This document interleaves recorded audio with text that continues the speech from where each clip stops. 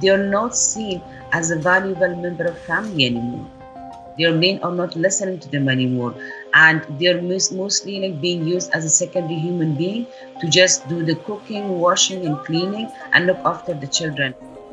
The most important thing that have changed is the loss of the hope in women in Afghanistan. And today they think that the world has totally abandoned them. 3 years ago, the Taliban took control of Afghanistan. Today, the country is facing one of the world's most severe humanitarian crises. Its GDP has collapsed, and women's and girls' rights have been eclipsed. Nargis Nehan was Afghanistan's acting Minister for Mines and Petroleum from 2017 to 2019. She has since fled the country. Today, she's a women's rights advocate. Nargis, how would you describe the situation of women in Afghanistan at the moment? The situation of women in Afghanistan is one of the severe humanitarian and human rights crises that we have in Afghanistan. Many experts at the international level looking at the situation of the women in Afghanistan and all the restrictions that the de facto authority has put on them has called it the worst form of the gender apartheid in Afghanistan. Nargis, those women who you're in touch with inside the country, what are they telling you about their daily lives? It's very heartbreaking when you talk to them because every time that I'm having a call with them, at least the first 15 to 20 minutes, it's all very tragic, most of them complaining and telling me the stories of the woman that they're working and mostly, especially in the security sector and the former government, and they're being either tortured or being put in prison or they're being humiliated by the Taliban.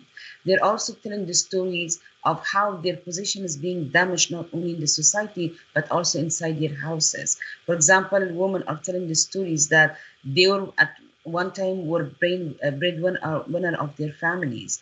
They were being well respected not only within their families but also within their own communities. They were being seen as local leaders and politicians in their communities and families. But after 15 August, since they have lost their jobs, since they're being imprisoned at home, they are not allowed to participate in any kind of activities and affairs of their communities and the societies. It has not only damaged their position in the society, but also within the family. They are not seen as a valuable member of family anymore.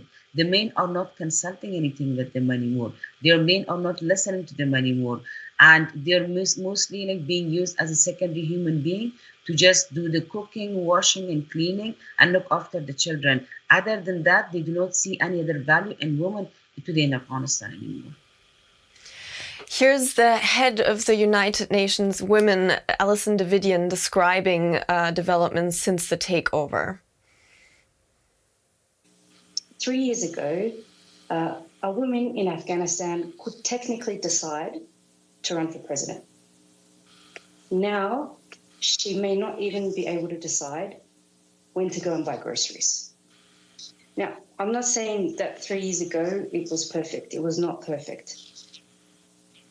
But it wasn't this. Now, I guess, how did the opportunities, the professional opportunities that women in Afghanistan have changed in the past 3 years? Look, Mary, I'll give you a simple example.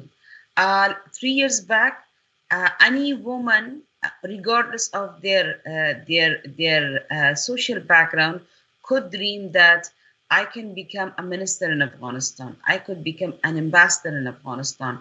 I can run a business in Afghanistan. I can run a civil society organization and help my community in Afghanistan, or a media outlet. They could decide whatever they wanted to do. There was no restriction on their choices. There was no restriction on their dreams. Today, even when we are talking to Afghan women, they're saying that at least tell us that we can dream back and we can plan back like what we want to do in the future. The most important thing that have changed is the loss of the hope in women in Afghanistan. And today they think that the world has totally abandoned them, the world has betrayed them, the world has forgotten them. The world has moved on after 3 years of what they did to Afghanistan. And it is once again the women of Afghanistan that have to deal with this nightmare that's brought on them by the world. and find their own way out of it. So it's highly disappointing and also saddening for them. But then in the meantime, you also see that even with the little opportunities and the space that they have inside Afghanistan, still they're trying to find ways to get together, to build their resilience and find ways to not only help themselves but also help their communities. So it is a very difficult time, and we have already seen the impact of that on the overall situation of the country. We have humanitarian crisis in Afghanistan. 48% of the population are living today below poverty line. And as very rightly mentioned by Alison, Afghanistan was not perfect before 15 August. We had conflict in the country, we had war in the country, we had bloodshed in the country. But at least people were engaged. People had the freedom to choose, and people had the freedom to participate in the affairs of their country. Today, Afghan people, not only women, but even men, are living as prisoners in their own country, and they do not have any freedom and space to express themselves. Now, you addressed resilience. A year ago, the Taliban shut beauty salons in the country. It's estimated that the ban led to the loss of 60,000 jobs, most of those held by women.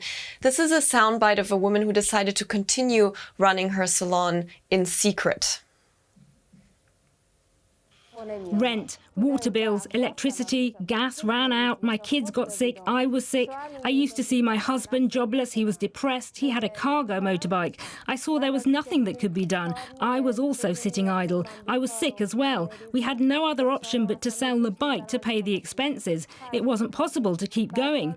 I bought this table and chair and started my beauty parlour again. Is this a common story, women having to revert to work illegally to support their families?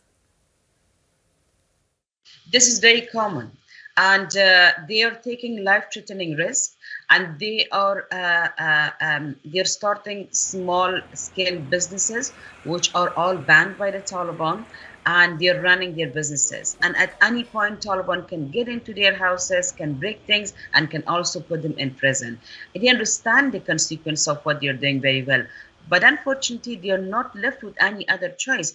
As very well mentioned by this woman, her husband is depressed and jobless. Today, you have more than 50% of the men inside Afghanistan jobless. And those that they are working with the previous government, they cannot even get out of their houses because of the security risks that they have. So women are left with the burden of the looking after the family at home, and doing the cooking, cleaning, everything for them. But then in the meantime, also look at the alternative ways that they can actually help to be able to generate some income for the family. And that actually demonstrates the resilience of Afghan women, the resistance that they're demonstrating to defy the restrictions that are imposed on them, and also that is also showing that they are not giving up not only on their rights, but also they're not giving up on trying to maintain the image of Afghanistan, which is like a normal society, and people are eager to live like a normal and free life the way that rest of the people around the globe are living. Now, since their takeover, the Taliban has excluded girls from attending school beyond the 6th grade. What does the future hold for those girls once they have to leave school? Well, the future for Afghan girls, for majority, there are of course exceptions because there are also online opportunities for a small number of girls, and like some private online, once again online education opportunities that they can access that. But here we are talking about a very small percentage of women that they have access to electricity, they have access to internet, they can also afford to pay for the fees of these online courses and classes. But the mass majority of the girls, we are talking about 17 million people, are actually at home, and their future is very dark ahead of them. What is the future for Afghan women is very dark.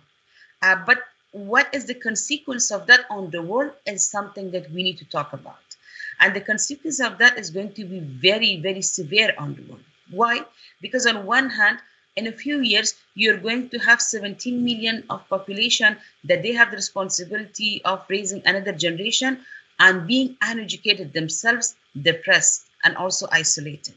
And then on top of that, you're also going to have a generation of men inside Afghanistan that they are educated, but they are educated with the most regressive form of the curriculum that the Taliban have put together in the schools for them, making them highly religious fundamentalists that they will go to the extreme level, but even to the point that they will explode themselves as suicide attackers to in the name of the religion. Of course, this is not the true image of the religion that they're portraying, but that is what they're being brainwashed today in Afghanistan, and that's what they're being taught today. So the future is going to be very challenging, not only for the countries in the region, but for the rest of the world, because you are going to soon have a country with 14 million people that they are living in poverty. They feel betrayed by the world. They feel isolated. On top of that, their boys are being taught the most regressive form of the religious curriculum, and the girls are being uneducated. This itself is going to pose a huge security and extremism risk for the region and as well as for the world. So when we are talking about Afghan girls and we are talking about Afghan women and future of Afghan people, it's important that we understand and see that in the bigger context. Afghanistan can never be isolated from the rest of the world. Whether we like it or we don't like it, Afghanistan is part of the global village, and what we are facing in Afghanistan today is going to have its spill over all around the globe. Now, speaking of the international community, before the Taliban seized control of Afghanistan, foreign aid essentially kept the country's economy afloat. Aid financed over half of the government's budget. But when the regime changed, those aid flows came to an abrupt stop, exacerbating a humanitarian crisis. What's the aid situation like in Afghanistan today? I think in terms of Afghanistan economy, you have to understand that it's not only the prevention of the aid that has stopped in Afghanistan and has affected the economy. It's also the domestic revenue of the country. Although, of course, Taliban are showing in terms of figure that they have managed to generate more revenue in comparison to the previous administration. But we also have to understand and see that where is that money going? The previous administration was actually openly sharing the budget with the rest of the world, with Afghan population, so that you could track and see how much revenue is generated and where they're spending the money on. Most of the money was going after some of that was going to security sector because of the situation that we had inside Afghanistan. But then after security sector, it was mainly the social sector, focusing on education and health, which is directly impacting people's life, that the government was spending the revenue. Today, the Taliban do not feel any responsibility. They do not even share the figure with the people. On one hand, they force extra taxes on people, but then on the other hand, they are not spending that money back on people in terms of education, in terms of health services or social services. They are spending all that money for the security sector and on themselves.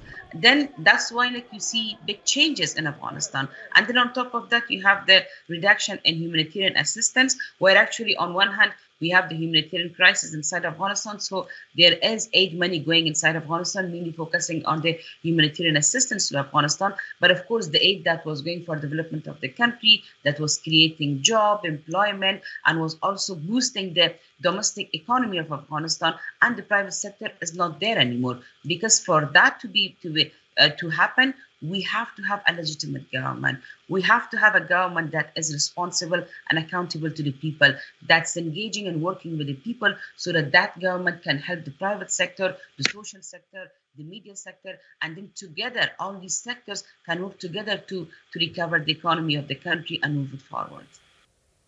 You're already addressing this dilemma that there seems to be, because women and girls need international assistance the most, but countries are hesitant to deliver aid to develop the country further as long as women and girls are being oppressed.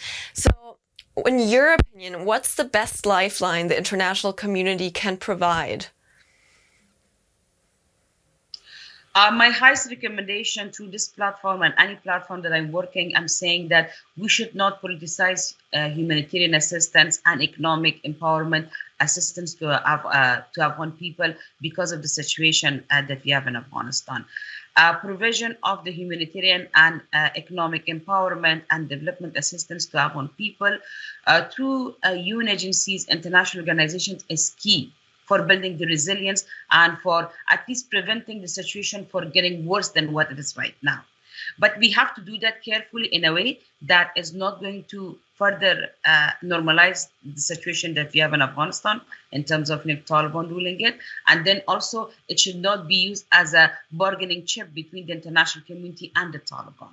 So that's very important. And we are always recommending the international community to cautiously move ahead. And there is a huge number of Afghan men and women that we understand the society very well. We understand the system, that is how it's working. And we're here to support them and help them and advise them how to help and provide support for the people in a way that most of the assistance are going to the people and will change their life. But then on the other hand, they should also diplomatically put more pressure on the Taliban to make sure that the Taliban are not using women's rights as a bargaining chip with them. Nargis, thank you for talking to us.